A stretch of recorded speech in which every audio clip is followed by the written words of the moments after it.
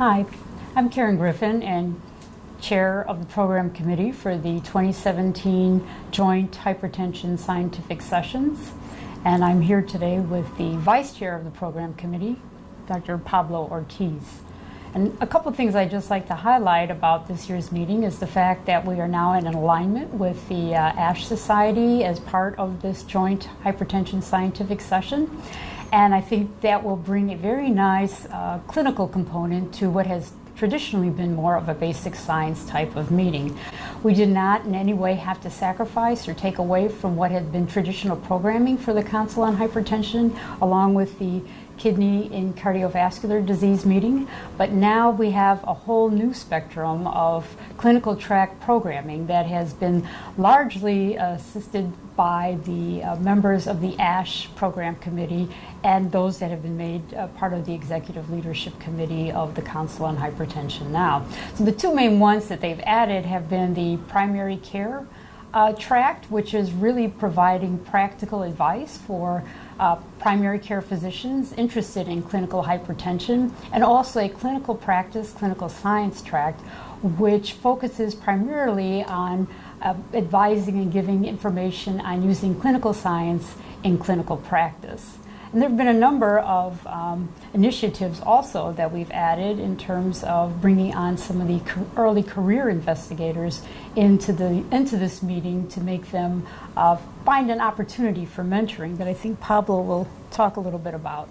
Yes, so first, welcome all to the Council on Hypertension Scientific Sessions again. Very excited to be here. This is the premier hypertension research meeting in the world, I believe. There's a large number of presentations on basic research and clinical research showing what's the best science for hypertension research. So I'm very excited about the program that's been put together for this year. I want to emphasize there's a lot of opportunities for trainees to network throughout the meetings. There's a trainee posters competition that was organized by the Trainee Advisory Committee. That's happening tomorrow and Friday throughout the poster presentations. There's also opportunities for networking at the trainee mixer that's happening Friday night. So I want to encourage all those newcomers and all those that come to the meeting regularly to attend both the posters and the trainee mixer, to try to network, meet your old friends, new people, and try to discuss all of these ideas about hypertension that are happening. You will see some excellent presentations throughout the day, from basic research to clinical research, and there will be ample opportunities to discuss this with experts at these sessions.